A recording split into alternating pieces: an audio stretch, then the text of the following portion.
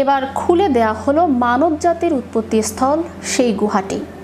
দক্ষিণ আফ্রিকার জোহানেসবার্গ শহর থেকে 50 কিলোমিটার উত্তর পশ্চিমে অবস্থিত স্টার্ক ফন্টেন গুহাগুলো প্রায় 3 বছর আগে বন্যার কারণে বন্ধ করে দেয়া হয়।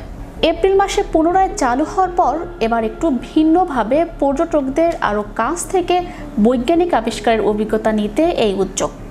এই গুহাসমূহ ক্রেডল অফ হিউম্যান কাইন্ড বিশ্ব ঐতিহ্যবাহী স্থানের অন্তর্গত, যা প্রত্নতাত্ত্বিকদের জন্য বহু দশক ধরে একটি সমৃদ্ধ নিদর্শনের উৎস।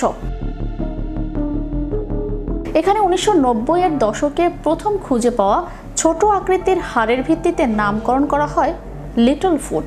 এখন পর্যন্ত এটি মানব পূর্বপুরুষদের সবচেয়ে সম্পূর্ণ জীবাশ্ম হিসেবে বিবেচিত, যার বয়স আনুমানিক 15 থেকে 37 লাখ বছর।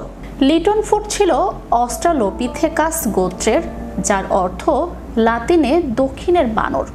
এরা আধুনিক মানুষের পূর্বপুরুষ হিসেবে বিবেচিত, যাদের শরীরে একসঙ্গে ছিল বানর সুলভ ও মানুষের বৈশিষ্ট্য। এখানে আসা 40 বছর বয়সী মোলেফে বলেন, আমার লক্ষ্য এখানে গুরুত্বপূর্ণ কোনো হাড় খুঁজে পাওয়া। 2013 সালে খনন দলে যোগ দেওয়ার পর তার সবচেয়ে মূল্যবান আবিষ্কার ছিল একটি প্রাচীন মানবের হাতের হাড়। গুহা পরিচালনাকারী ডিন নিথায়া চেট্টি বলেন, এটি পুনরায় চালু হওয়া আমাদের দর্শনার্থীদের মানব জাতির উৎপত্তির গোড়ার কথা জানানোর একটি গুরুত্বপূর্ণ নতুন ধাপ। এখন দর্শনার্থীরা চলমান গবেষণা ও বিজ্ঞানের সঙ্গে সরাসরি সম্পৃক্ত হওয়ার অনন্য সুযোগ পাচ্ছেন। কোভিড-19 মহামারীর আগে গুহাগুলোতে বছরে প্রায় 1 লাখ পর্যটক ভিড় করতেন। বাসে করে আসা শিক্ষার্থীদের দল ও কৌতূহলী দর্শনার্থীদের কথা স্মরণ করে উইটওয়াটারসল্যান্ড বিশ্ববিদ্যালয়ের প্রত্নতত্ত্ববিদ ডমিনিক স্ট্র্যাটফোর্ড বলেন, বন্ধ থাকাকালীন এক ধরনের শূন্যতার অনুভূতি ছিল, তাই যেন মনে হচ্ছিল কিছু একটা আমাদের মধ্যে নেই।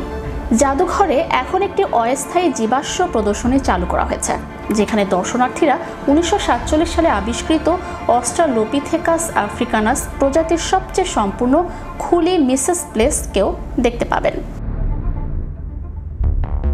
প্রত্যক্ষদর্শী হেলমেট পরা দর্শকদের 2.5 কিলোমিটার দীর্ঘ গুহায় নিয়ে যান ট্যুর গাইড ট্রেভর বুটেলেজি। নীল এলইডি আলোয় আলোকিত সেই গুহায় এক জায়গায় ইশারায় দেখান এক গোপন সুড়ঙ্গ, যা নিয়ে যায় একটি ভূগর্ভস্থ হ্রদের দিকে।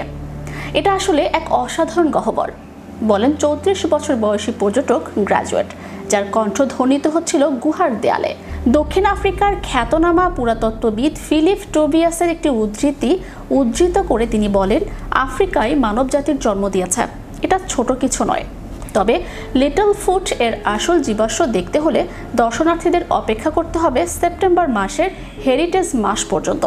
প্রায় 2 দশক ধরে খনন ও পুনর্গঠন করা এই কঙ্কাল কেবল বিশেষ উপলক্ষেই প্রদর্শিত হয়। Channel 52 news desk.